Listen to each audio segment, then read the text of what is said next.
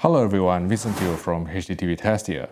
I'm here in Nuremberg, Germany at LG's office, testing this massive 88-inch 8K OLED television.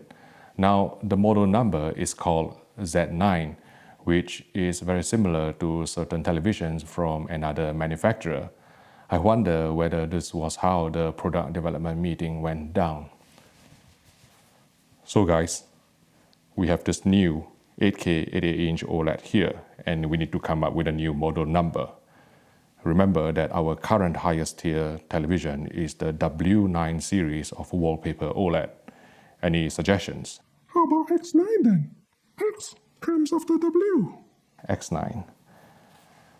Well, XXX is hardcore porn, and 9Xs will be XXX, which may mean super hardcore.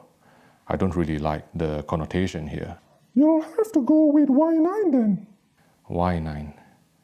The only problem with Y9 is that it rhymes, and we're trying to sell a telly, not an Eminem rap song. Silly. Right. Z9? I thought Sony did some televisions called the Z9F, the Z9D, and also the Z9G, which may confuse people. Right. If you don't want Z9, then you have to go all the way back to the beginning of the alphabet. Call it A9. But if we call it the A9, then it will be ranked below the B9, which is our entry-level OLED. Let's call it Z9 then. So that's my guess of how the model number Z9 came about. But joking aside, there are a few upgrades over the South Korean brand's 2019 4K OLEDs, and clearly the headline feature is going to be the 8K resolution of 7680 x 4320 pixels. And because this is an OLED TV which is self-emissive, every single pixel, 33 million of them, can be turned on and off independently of each other to give true blacks, to give the infinite contrast. And when you have true blacks, you will be providing the ideal canvas for all the colors to be painted, to flourish in a really vibrant manner. And also it allows for a wide viewing angle inherently without needing any tricks that LED LCDs may employ. But in order to upscale normal content to 8K, there will inevitably be more noise introduced into the picture. So the Alpha 9 Generation 2 processor has been upgraded slightly as well, so it will be known as the Alpha 9 Generation 2 Intelligent Processor 8K.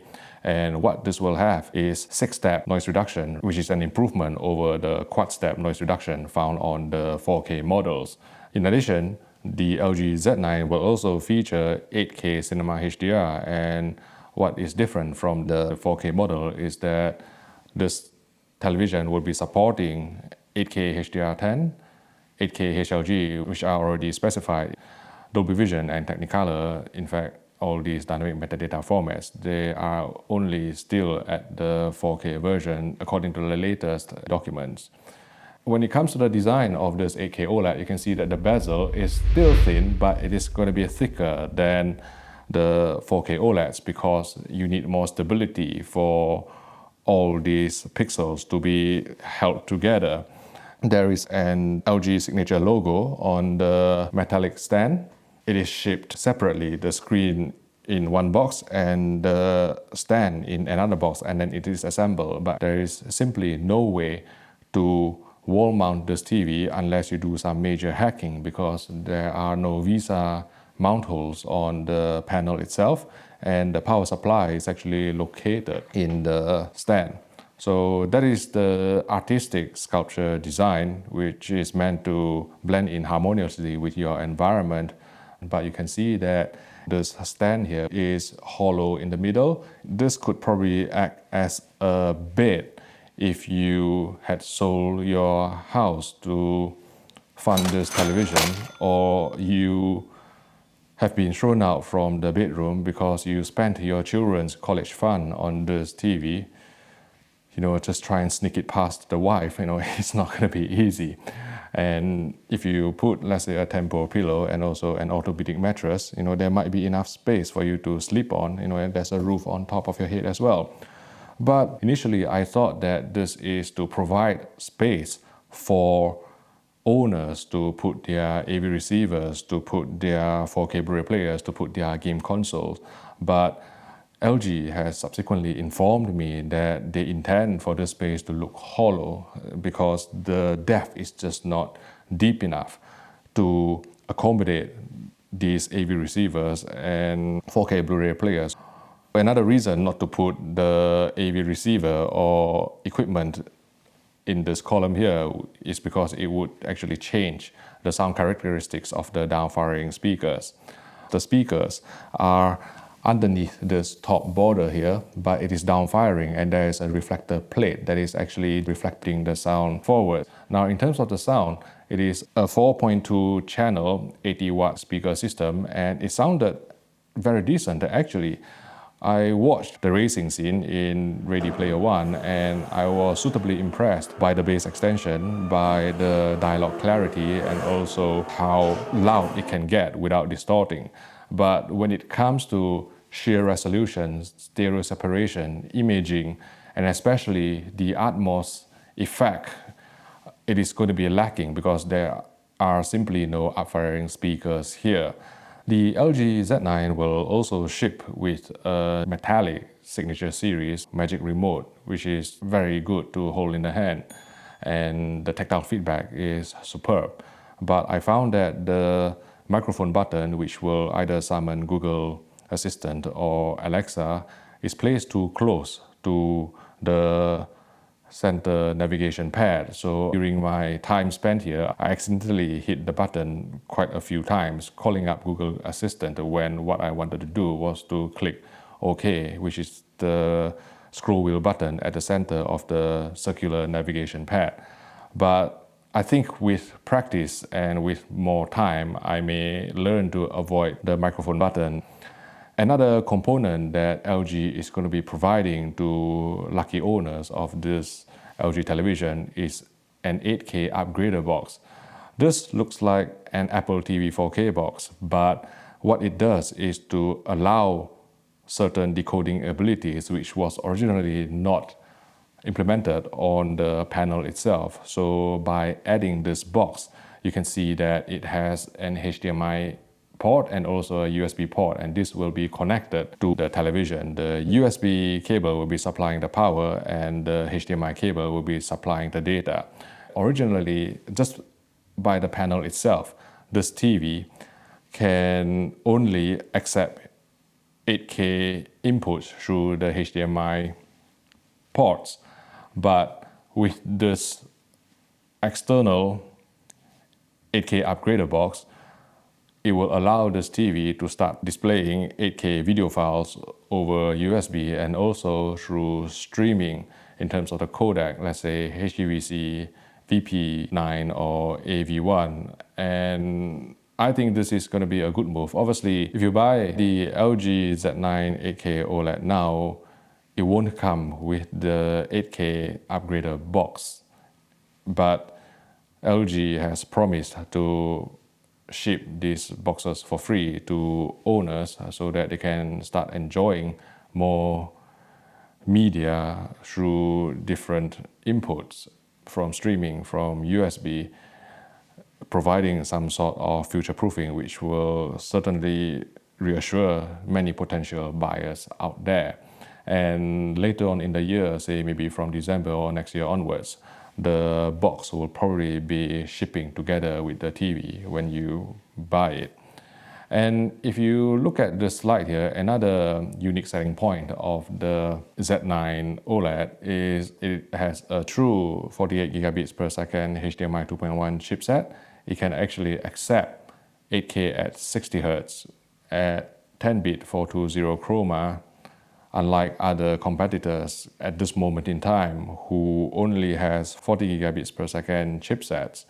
And so they are limited to either 8K at 30 Hz or 8K at 60 Hz, but only at 8-bit 420. So LG really has made a jump on everyone else in terms of the HDMI 2.1 bandwidth. And if you look into the service menu, you will see that it will have the same O18 chip that was found on the 2018 and 2019 OLEDs, but there is additional HDMI switch chip on the sets that are HDMI 2.1 capable. So that was a brief overview of the specifications of this LG Z9 8K OLED. While I'm here, I managed to run a few tests on the television, and I'm going to share my findings with you.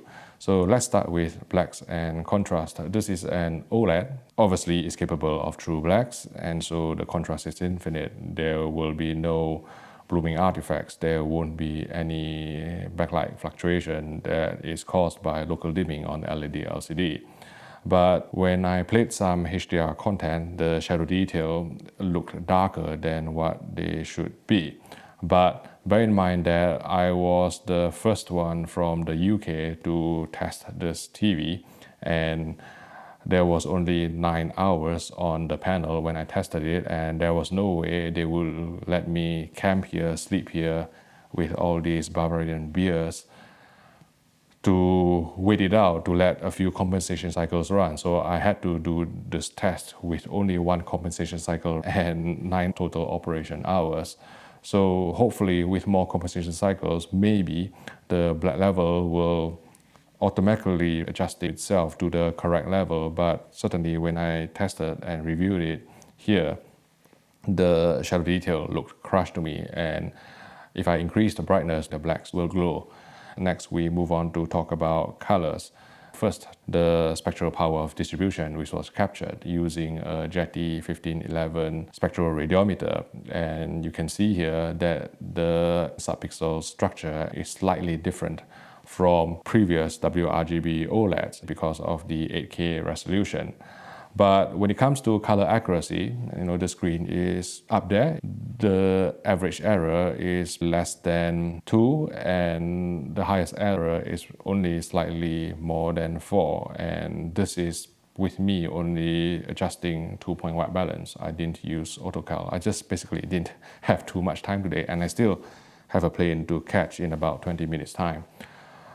But when you watch some HDR content and also HDR content on this TV, the sheer size just immerses you, and with the realistic and natural looking colors, it gives you that sort of cinematic effect that is going to be immersive in terms of the overall feel.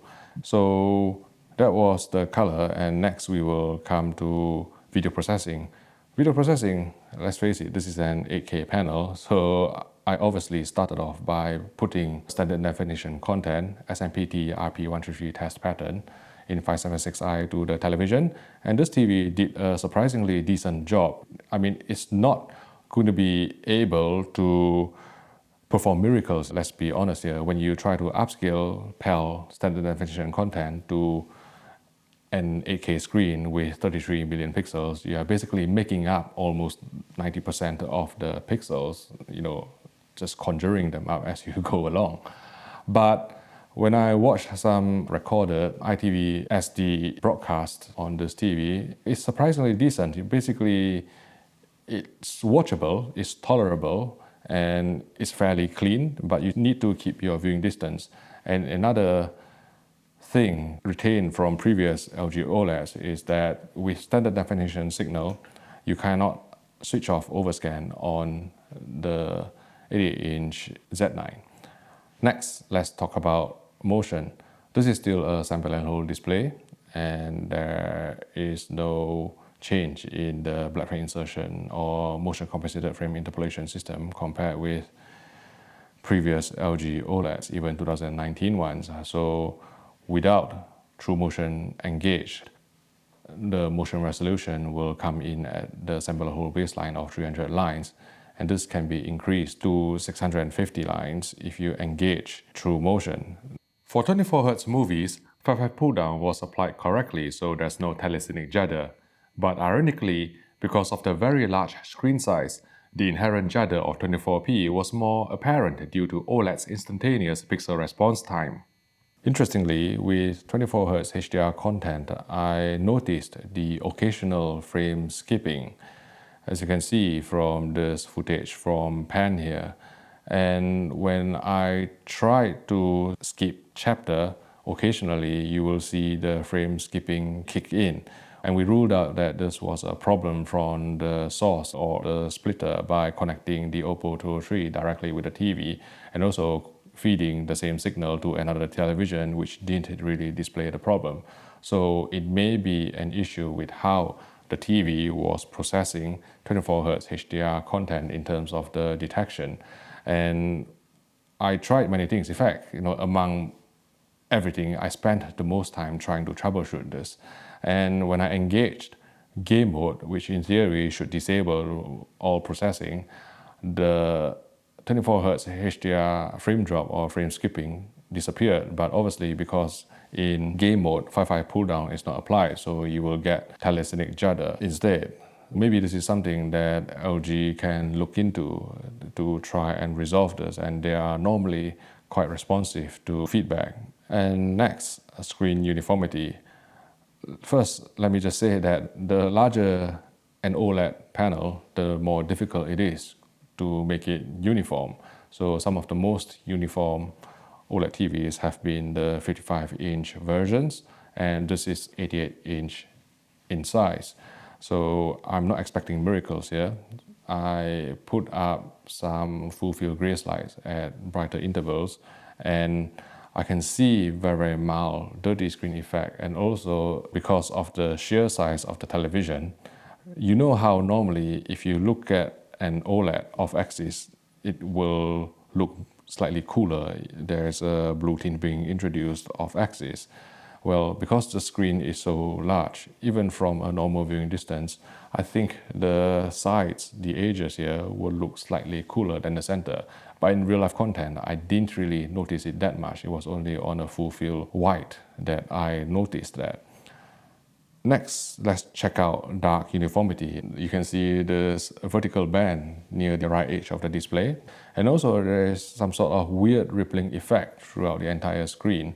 In normal content, I can definitely see some vertical streaks and also this harsh banding on the right edge of the display in the scene from Arrival. For HDR, peak brightness measured 690 nits on a 10% window after calibration and 135 nits full field. Now, 135 nits is probably going to be slightly dimmer than, let's say, the 150 nits that we expect from 4K OLEDs, but because of the sheer screen size, it still gives you that light output. Similar to how in cinemas, because you are in a totally dark environment and the screen is so big, even, say, a standard of 48 nits look bright enough. The same can be said for this TV.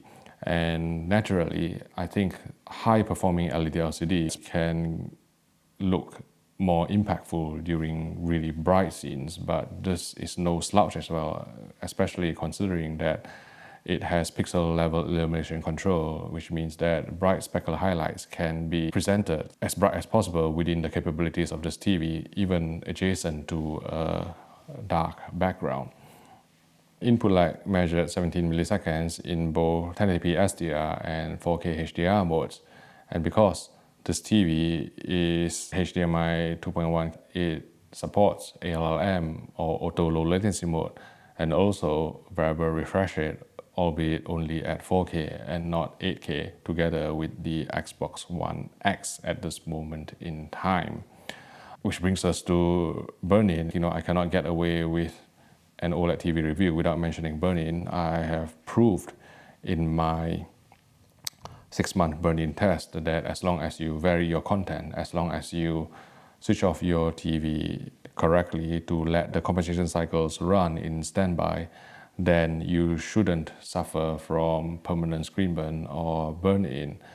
While I'm here, I also managed to check out the advantages of 8K resolution versus 4K resolution, because what we have is an 8K video file of the Spears and Mansell footage kindly provided by Stacy Spears, which can be played through USB. And I managed to compare it with the UHD benchmark disc, which is 4K through an Oppo 203 player.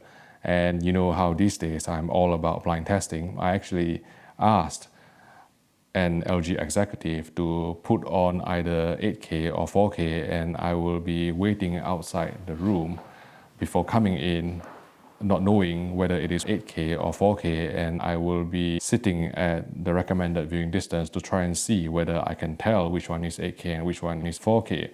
And on this particular frame here, especially the definition and the clarity in the trees and also the wordings on the bus, I could actually tell the difference. On the 8K footage, which is slightly sharper, I wouldn't say it is night and day, but it was visible to me. I did the blind test twice and I passed it twice.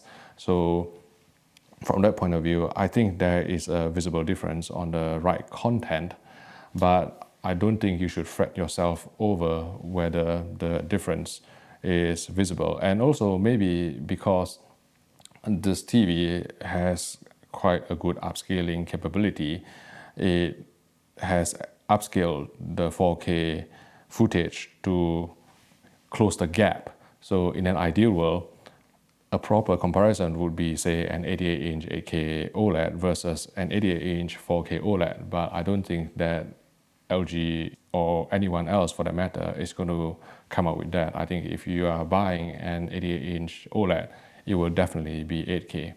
So in conclusion, I think if you are buying this OLED, what you're buying is basically the size and immersiveness. I mean, 8K is just a byproduct. From a normal viewing distance, I could see a slight difference, but I would say that it is very slight. It is not night and day, and you have to know what you're actually looking for. And obviously, you have to have good eyes like myself. But from the point of view of future-proofing, I think compared with other 8K televisions on the market, this is the most future-proofed because it has a true HDMI 2.1 chipset, 48 gigabits per second, and it can support 10-bit 420 8K at 60 Hz signal through HDMI, and also through the 8K upgrader box, which will be supplied in a complementary manner to lucky owners. You can decode USB and also streaming content in 8K, which is more than can be said for other 8K TVs from competing brands. And I will also need to mention the price of 29.99 euros. I don't know how much does it translate in pounds. So it is not quite 30,000 euros, but it's just €1 short. And is it worth it? I think if you are considering this question, it's probably not. I think this is for people who really want the biggest size OLED that you can actually get, and it delivers all the superb picture quality that we can expect from LG OLEDs in terms of color accuracy, in terms of blacks. Because it is the most future-proofed 8K TV at the moment, I have decided to give this TV our Best in Class award. Now, you may ask me, why have I given Best in Class awards to both the Sony ZG9 and also the LG Z9? And the reason is because they give you different things. With the ZG9, I really liked its HDR impact, its 4000 nit peak brightness, which no other TVs can give me. Whereas with this, it's the future-proofing, it's the consistency of the image that is being provided by OLED's self-emissive characteristics. The way I would use an analogy in the real world is that, let's say you have a Ferrari and you have a Rolls-Royce. The ZG9 is going to be the Ferrari because it has that raw power, that explosiveness to give you that sort of impact. Whereas the LG Z9 signature 8K OLED TV is going to be the Rolls-Royce that gives you that consistency and refinement. That said, you would have to be absolutely bonkers and extremely wealthy to buy this TV. There's barely any 8K sources available now. The TV cannot be wall-mounted. Its bigger screen size makes uniformity and motion issues all the more apparent than smaller 4K OLEDs, and it cost €29,999. If you don't urgently need the largest OLED you can get your hands on right now, it would be wiser to wait.